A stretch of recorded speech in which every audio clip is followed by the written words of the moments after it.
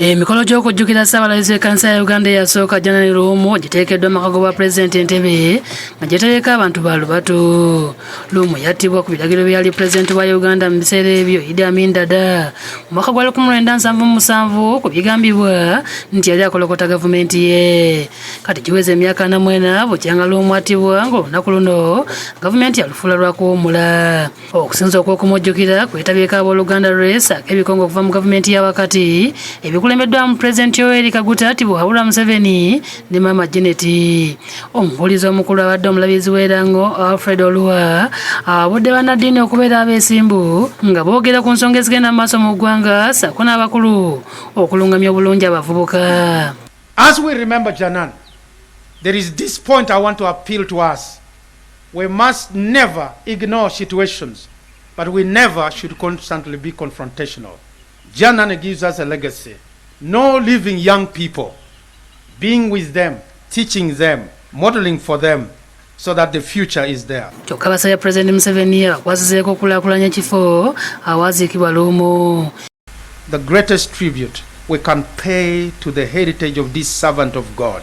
Ssaabalabirizi Dr. Stephen Samuel Kazimba Mugalo asimye Pulezidenti olw'okuba ku nsolobota abenyigira mu bikolwa eby'okutta abantu n'ategeeza nga beba n'essuubi nti ekizibu kino kyakomezebwa. I am so grateful, Your Excellency, that you have come out to ensure that there is some investigation done and also to assure Ugandans that people are really safe.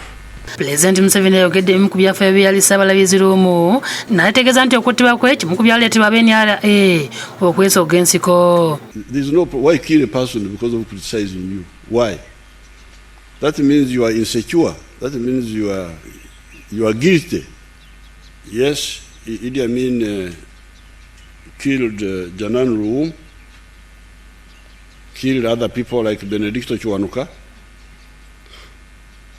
But we the freedom fighters, avenged their death, and we punished Idi Amin and all those who were involved with him and created a new situation. So I'm very happy to be here to represent those freedom fighters. Ayambalidde bannaddiini abasinziira mu masinzizo ne bakolokota gavumenti olw'ebiba bigisobyeko. So I don't know where you religious people you get the sectarianism you are talking about.